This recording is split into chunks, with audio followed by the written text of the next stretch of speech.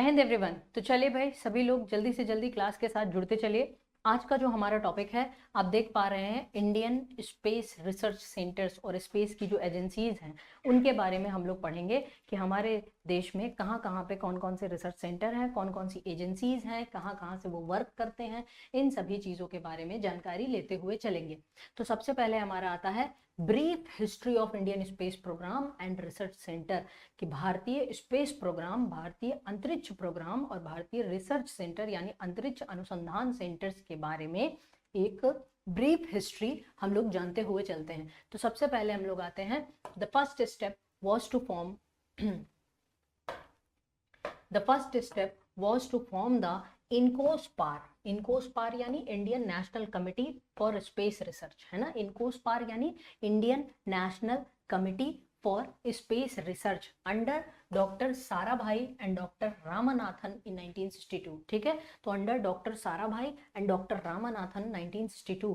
तो हमारा ये जो इसरो बना है ना, भारतीय स्पेस रिसर्च सेंटर्स के, यानी कि भारतीय स्पेस क्षेत्र के जो जनक हैं, स्पेस के क्षेत्र में जो भी काम हुआ है, इसके कौन है आपके स्पेस रिसर्च के जनक, किसको कहा जाता है? विक्रम साराभाई को। तो लिख लो कि Indian space, the father of Indian space research कौन है? डॉक्टर, ये आपके विक्रम साराभाई हैं। और father of Indian atomic research अगर पूछा जाए कि परमाणु के क्षेत्र में रिसर्च भारत में किसने काम शुरू किया, तो उसमें आप लिखेंगे भाभा, जो आपके होमी जहांगीर भाभा हैं उनके बारे में आप लिखेंगे। ठीक है, तो वो है परमाणु ऊर्जा के क्षेत्र में। और जो आपके विक्रम साराभाई हैं, ये आपके किस क्षेत्र में है? विक्रम साराभाई, विक्रम साराभाई आपका स्पेस रिसर्च के क्षेत्र में है। ठीक है, तो इतनी चीजें आपको इसमें कर लेनी है। फिर ये जो हमारा इसरो बना था, ये बेटा 19, हम लोग इसको इसरो का रूप में 1969 में आया, लेकिन इसरो से पहले भी ये एक रूप में था जिसका नाम था Indian national committee for space research. यानी ये पहले इनकोस्पार हुआ करता था, 1962 में बना था।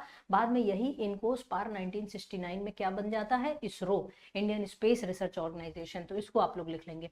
The ISRO was later formed on 15 August 1969। तो 15 अगस्त 1969 को क्या बनता है आपका? इसरो बनता है 15 अगस्त 1969 को। इसका प्राथमिक जो ऑब्जेक्टिव है ये क्या है? To develop space technology and its application to various national needs. ठीक है, तो इसकी various national needs, being one of 6 largest space agencies in the world, it brought under the department of space on June 1 1972। तो ये एक तरह से क्या है? डिपार्टमेंट ऑफ स्पेस जून 1 1972 को ये एक तरह से ले आया। ठीक है, इसको लिख लीजिएगा आप, ये आपको लिख लेना है।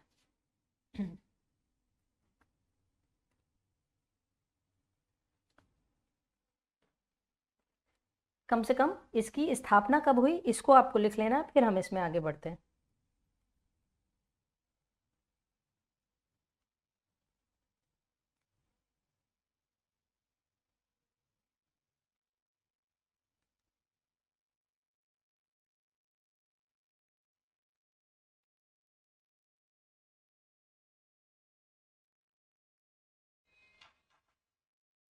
हो गया, चलिए आगे बढ़ जाए इसमें। तो अब हम लोग आगे देख लेते हैं, फिर इसके बाद क्या होता है। ये जो स्पेस सेंटर बन गया, इसके बाद फिर क्या? तो एवर सिंस इट्स फॉर्मेशन, जब से इसका फॉर्मेशन हुआ है, the Indian space programme has had 3 distinct elements.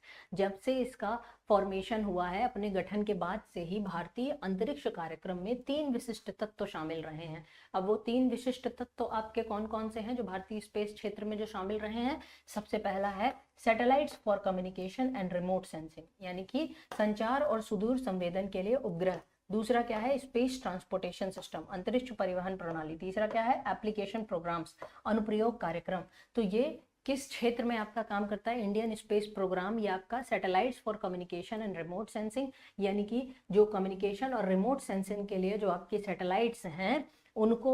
अब देखो, रिमोट सेंसिंग माने क्या होता है? रिमोट सेंसिंग ऐसे समझ लो कि जैसे ये आपका जो ये आपका है, रिमोट माने होता है दूर से किसी चीज को कंट्रोल करना, उसको कहते हैं रिमोट, यानी दूर स्थित है लेकिन हम उसको यहाँ से कंट्रोल कर रहे हैं। तो यानी कि ये दूर से जो हमारा एक तरह से क्या होता है, भारत की जो रिमोट सेंसिंग का मतलब होता है कि भारत की मैपिंग, भारत की नहीं पूरी दुनिया की मैपिंग करना। मैपिंग यानी यहाँ पर्वत है, दूर से देखने में समझ में आता है ना, जैसे आप कहीं जमीन में हो, जब आप प्लेन में जाने लगते हो तो आपको जमीन के सारे वो कि इधर देखो नदी जा रही है, इधर पे वो, और ऊपर जाओगे तो और पूरी पृथ्वी दिखाई देगी कि ये इतना बड़ा महाद्वीप है, ये अफ्रीका, जैसे इंटरनेशनल स्पेस स्टेशन से पूरी पृथ्वी का उस तरह से दृश्य दिखता है।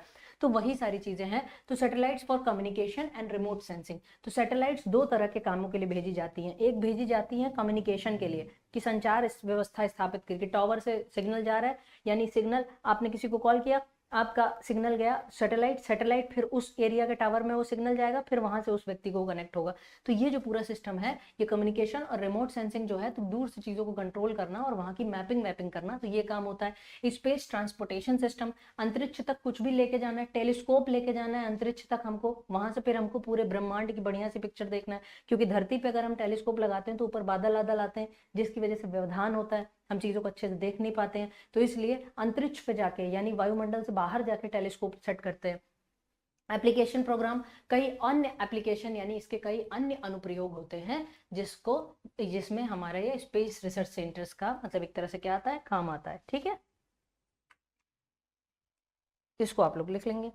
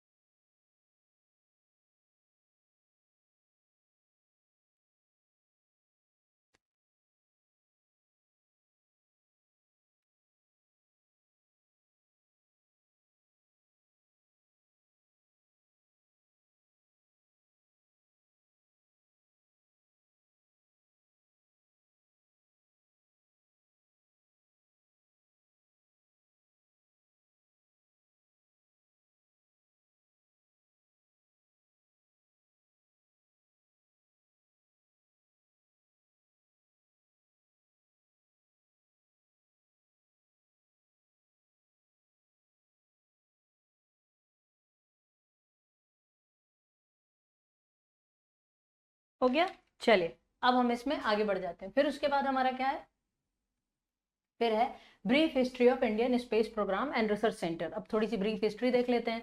तो the major operational system that have been established are Indian national satellites, यानी कि जो मेजर ऑपरेशनल सिस्टम है, यानी कि जो मेजर काम है, परिचालन प्रणालियां हैं, वो क्या है, दूर संचार, टेलीविजन प्रसारण और मौसम संबंधी सेवाएं। तो किसके किसके लिए, टेलीकम्युनिकेशन के लिए, टेलीविजन ब्रॉडकास्टिंग के लिए और मेट्रोलॉजिकल सर्विसेज के लिए। जैसे हम लोग को पहले कैसे पता चल जाता है कि भाई 3 दिन के बाद भयंकर बारिश होगी, क्यों, क्योंकि वो आसमान से सैटेलाइट देखता है कि अच्छा यहाँ वाले क्षेत्र में तेजी से लो प्रेशर सिस्टम बन रहा है, निम्न वायुदाब, और बारिश साइक्लोन के लिए क्या चाहिए था, निम्न वायुदाब चाहिए, वहीं पे हवा तेजी से घूमने लगती है। अब वो हवा तेजी से घूमते घूमते बढ़ने लगती, तो ये अनुमान लगाया जाता है कि 3 दिन बाद ये और ज्यादा बढ़ जाएगा, और ज्यादा बढ़ जाएगा, तो ये इधर की तरफ मूव कर रहा है, तो यहाँ के उड़ीसा या फिर आंध्रा के तट पे क्या करेगा करेगा ये साइक्लोन आएगा। तो ये जानकारी हमें हो जाती है। तो Indian remote sensing satellites for monitoring and management of natural resources and disaster management support, तो कहाँ पे कितना डिजास्टर हुआ है, कहाँ पे क्या क्या टूट गया है, तो सैटेलाइट इमेजेस हमको देखने में सही से मतलब पता चलता है। जैसे वायनाड में विपदा आई थी, तो कैसे कैसे क्या सारी चीजें हुई हैं, तो इससे आपको पता चल जाता है। क्लियर,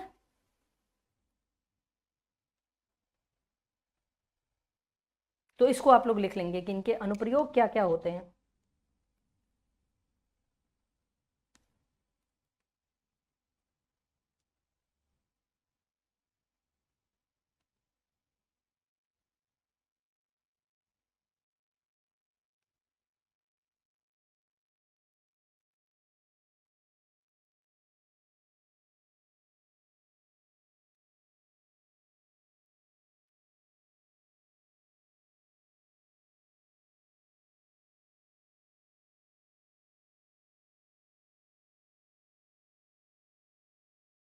हो गया, अब हम लोग आगे बढ़ जाते हैं।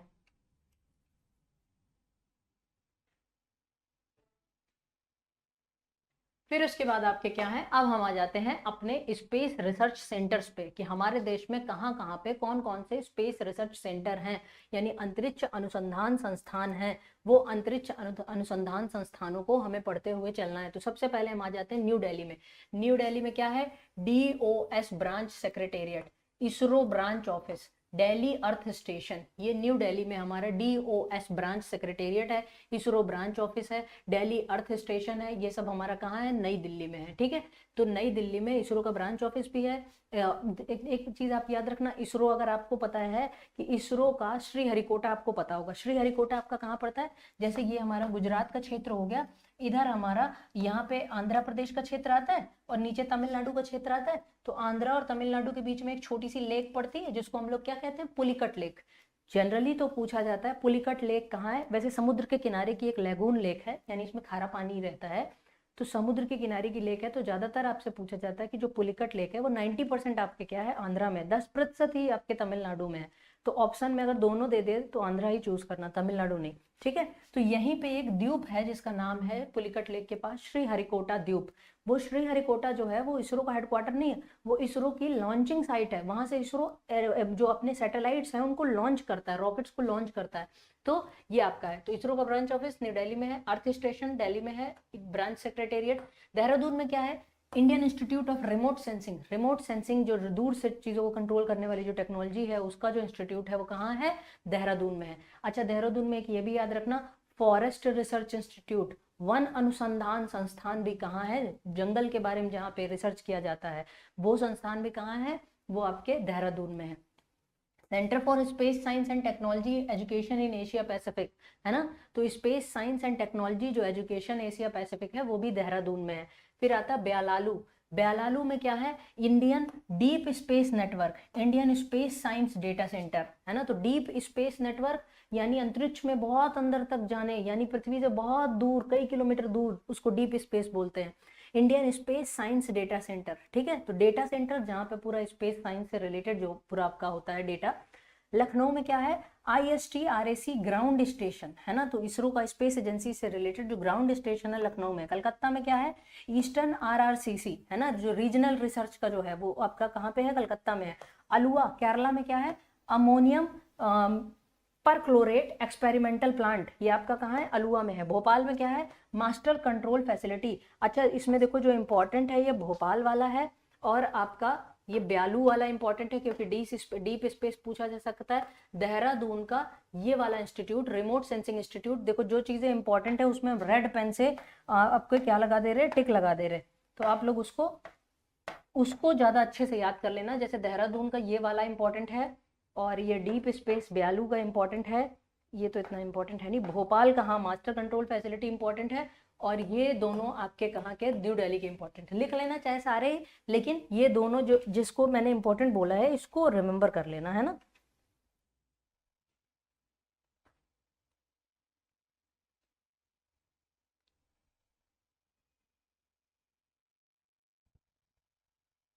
अच्छा, अगर ब्यालालू आपसे पूछा जाए, बेंगलोर के पास ही एक गांव पड़ता है ब्यालालू, है ना, वहां पे आपका है क्या है, डीप स्पेस नेटवर्क है इसरो का। और अलुआ आपका केरला में पड़ता है।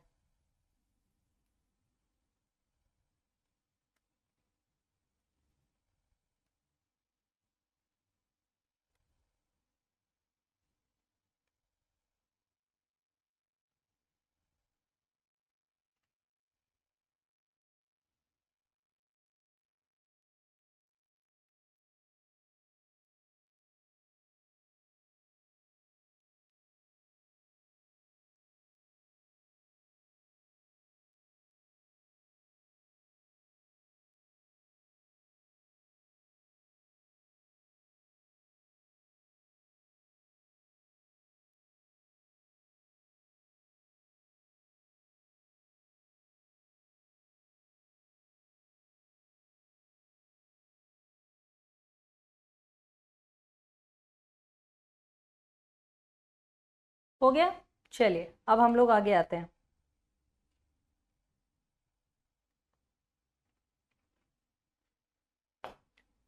अब हम इसमें आगे बढ़ जाते हैं और हम सेंटर्स को देख लेते हैं, बाकी हमारे कौन कौन से प्रमुख सेंटर्स हैं।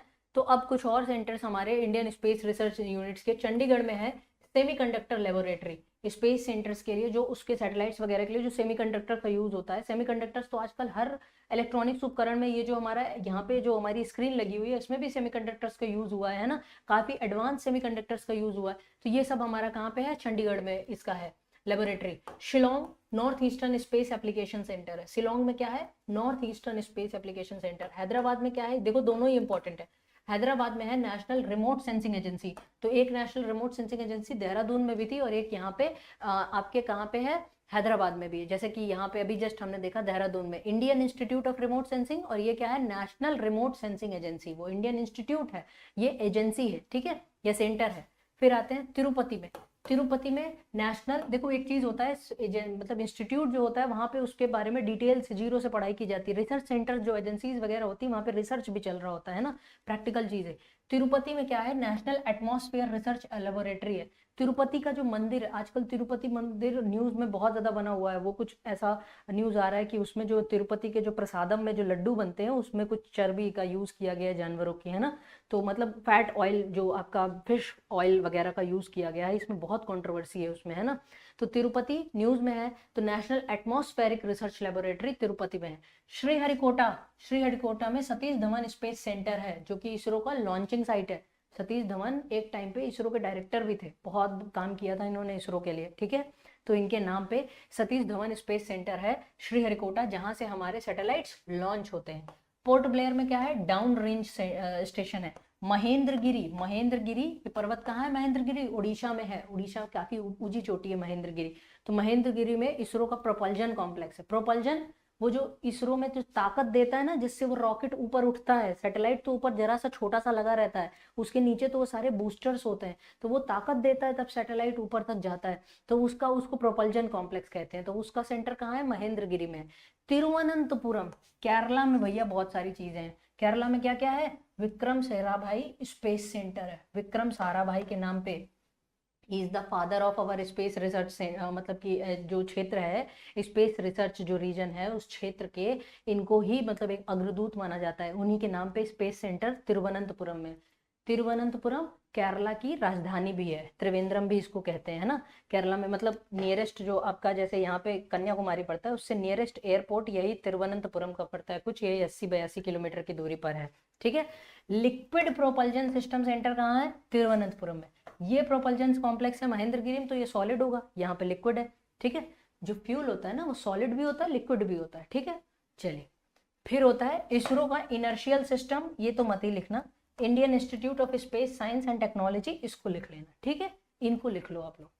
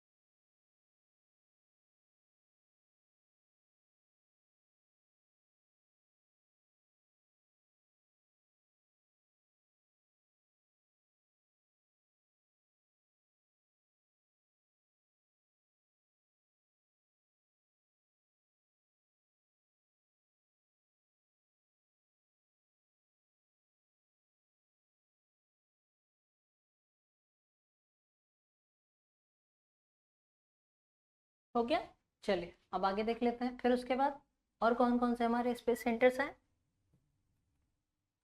अब हम आ जाते हैं हसन। बैंगलोर में तो एकदम झड़ी लगी हुई है स्पेस सेंटर्स की। स्पेस कमीशन, जो स्पेस आयोग है ना, ये कहाँ है? बैंगलोर में है। Department of space and ISRO headquarter, ISRO का हेडक्वार्टर कहाँ है? बैंगलोर में है। इसरो की जो ब्रांच थी वो दिल्ली में थी, इसरो का जो हेडक्वार्टर है वो बैंगलोर में है। इसरो का लॉन्चिंग साइट श्रीहरिकोटा में था, ठीक है। सिविल इंजीनियरिंग प्रोग्राम ये आपका बैंगलोर में है। U R Rao satellite centre, ये भी इसरो के एक टाइम पे अध्यक्ष रह चुके हैं, यू आर राव, ये भी साइंटिस्ट थे, उनके नाम पे है, तो ये भी बैंगलोर में है। Laboratory for electro optical system, ये भी आपके बैंगलोर में है, इसको तो मत ही लिखना।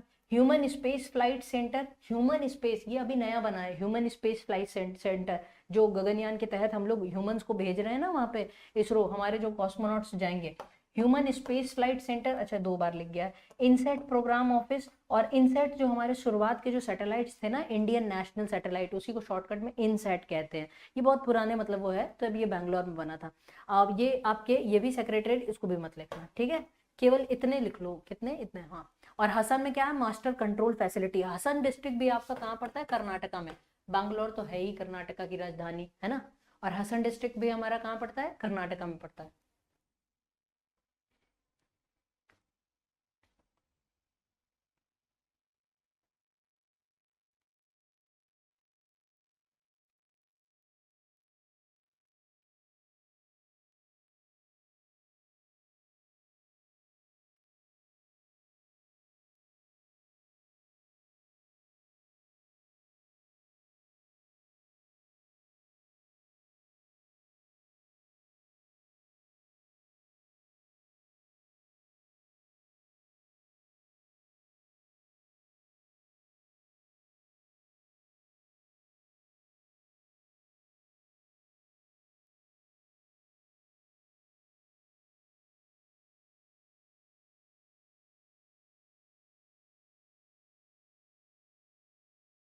हो गया? चलिए, अब हम आ जाते हैं आगे। फिर उसके बाद कुछ अन्य सेंटर्स को हम लोग देख लेते हैं। बैंगलोर में और कौन कौन से सेंटर है? बैंगलोर में एक है हमारा एंट्रिक्स कॉर्पोरेशन। एंट्रिक्स क्या है? ये इसरो की एक तरह से प्राइवेट विंग है। प्राइवेट विंग कैसे है?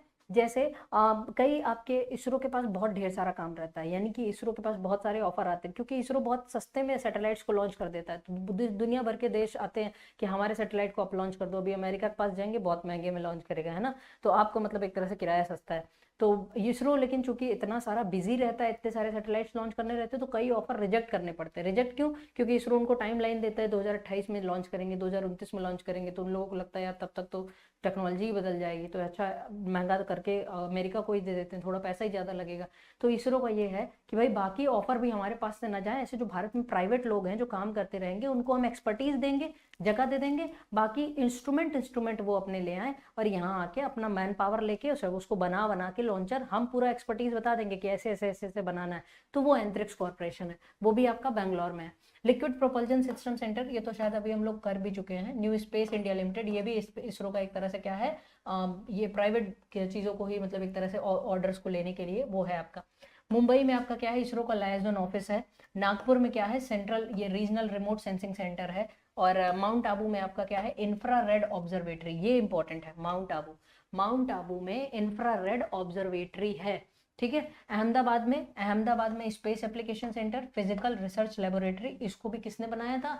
विक्रम साराभाई ने। एक्चुअली विक्रम साराभाई बैंगलोर में रह के सारा काम वाम करते थे, केरला वगैरह में रह के, लेकिन बाद में उनके पिताजी अंबालाल साराभाई बहुत बड़े बिजनेसमैन थे, है ना। तो वो उनकी कॉटन की फैक्ट्री थी। अब उनके पिताजी की तबीयत खराब रहने लगी, तो उनको अपने पिताजी का बिजनेस संभालना था, तो जो आ गए अहमदाबाद। अहमदाबाद जब आ गए तो उनको काम करने में उनको साइंस भी याद आ रही थी, अब वो कहाँ कॉटन के बिजनेस में पड़ गए, तो उन्होंने वहीं पे एक फिजिकल लेबोरेटरी बनवा ली थी, है ना। तो फिजिकल रिसर्च लेबोरेटरी, तो वहीं पे जाके वो लैब अपने अपना काम भी किया करते थे, अपने पिता का बिजनेस भी देख रहे थे। तो development and educational communication unit, ये भी आपके कहाँ है? अहमदाबाद में, ठीक है।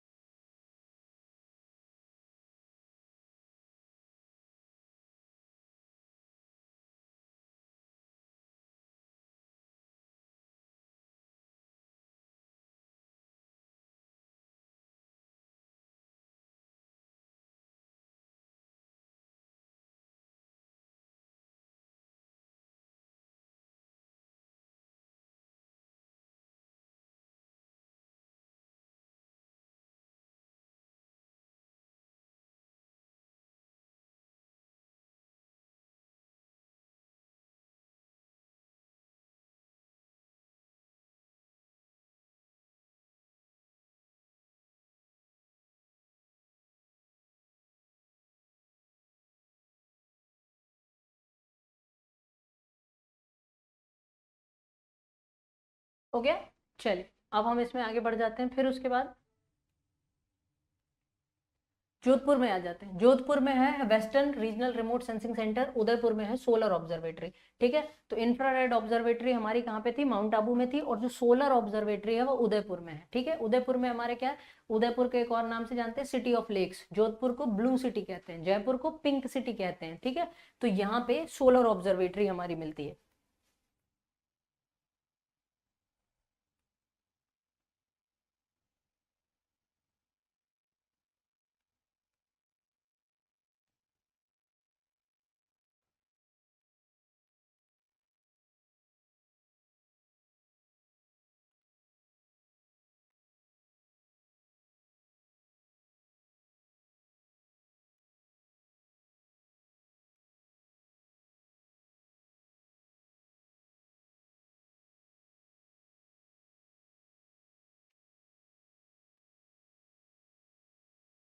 फिर हम आगे देख लेते हैं इसमें और कौन सा स्पेस सेंटर्स है हमारे पास। अब सेलियंट पॉइंट्स हम जान लेते हैं, कुछ और पॉइंट्स के बारे में हम जान लेते हैं। The first Indian to travel in space was squadron leader Rakesh Sharma.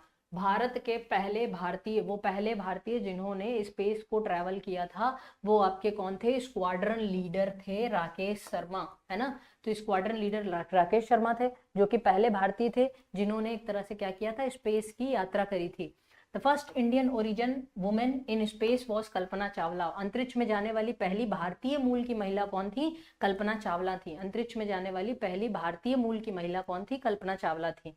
World's first artificial satellite Sputnik was launched by the USSR October 4, 1957। विश्व का पहला कृत्रिम उपग्रह स्पुतनिक फर्स्ट सोवियत संघ द्वारा 4 अक्टूबर को प्रक्षेपित किया गया था। तो विश्व का पहला कृत्रिम उपग्रह जो था स्पुतनिक फर्स्ट सोवियत संघ द्वारा 4 अक्टूबर 1957 को प्रक्षेपित किया गया था, है ना। तो पहला जो दुनिया का मतलब एक तरह से क्या था, सैटेलाइट जो था वो स्पुतनिक फर्स्ट था। क्या नाम था उसका, स्पुतनिक फर्स्ट था।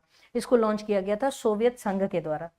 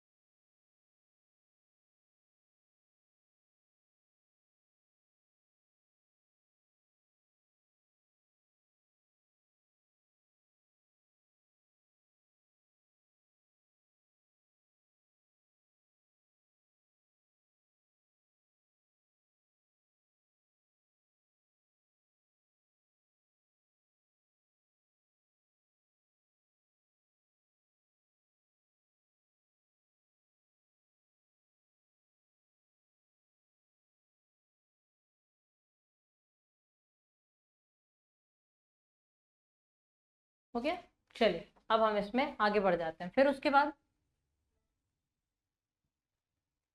अगला पॉइंट है, ISRO made Aryabhata first. The Indian satellite was launched on April 19 1975 by the USSR.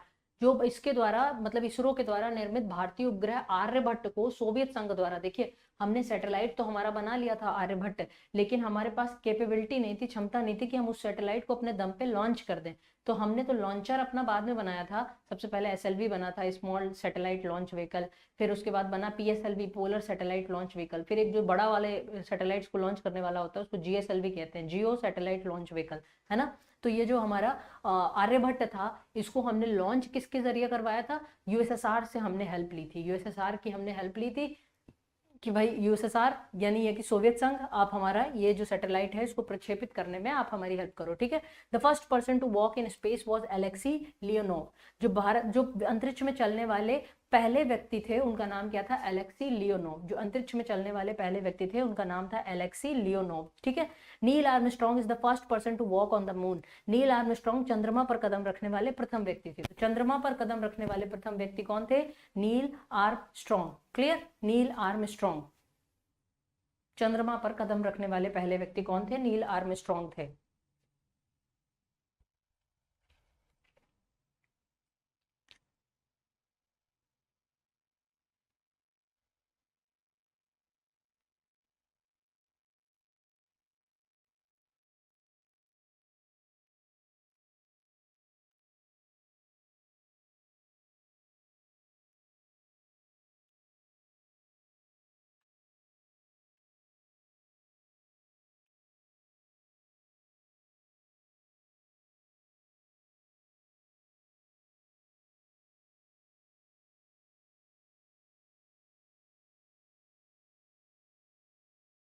हो गया।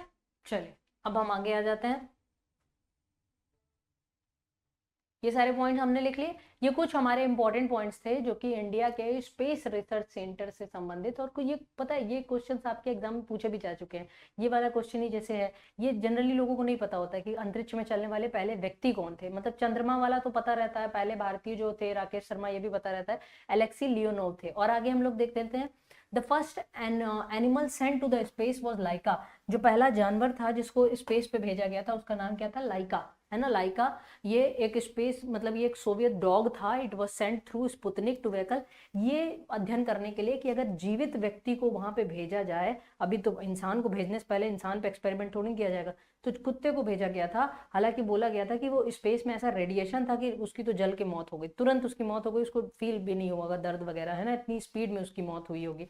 तो ये आपका क्या है? Soviet dog. It was sent through Sputnik 2। Sputnik 2 में इसको भेजा गया था व्हीकल बाय यूएसएसआर।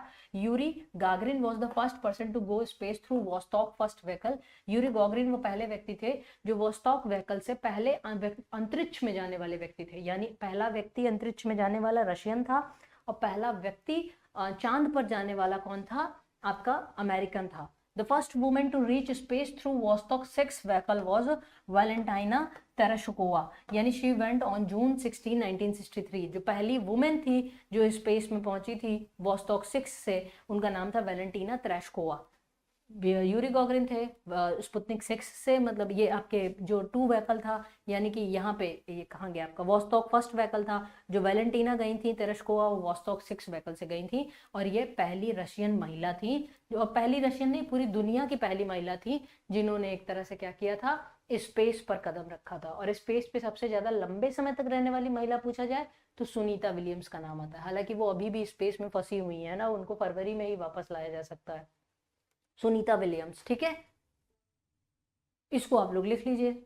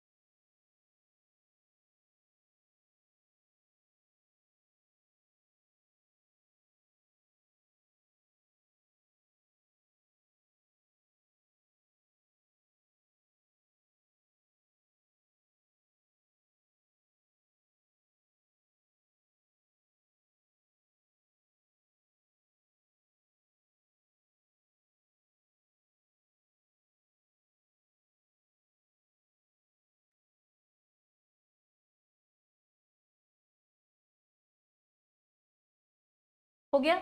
चलिए अब हम इसमें आगे देख लेते हैं। फिर उसके बाद लगभग ये हमारा समाप्त हो चुका है।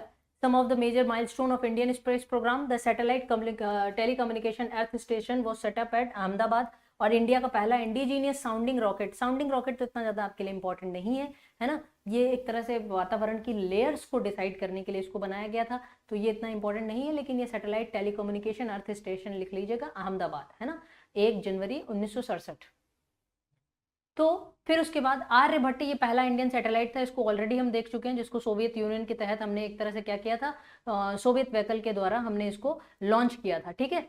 ये सारी जानकारी आपके लिए प्रमुख नहीं है। ये लास्ट में ये था कि मंगलयान मिशन हमने 2013 में क्या किया था, लॉन्च किया था, जिसको मॉम के नाम से जाना जाता था, मार्स ऑर्बिटर मिशन, ठीक है। तो आज का जो हमारा पूरा लेक्चर था वो यहाँ पे समाप्त होता है। कल फिर हम मिलते हैं एक नए टॉपिक के साथ।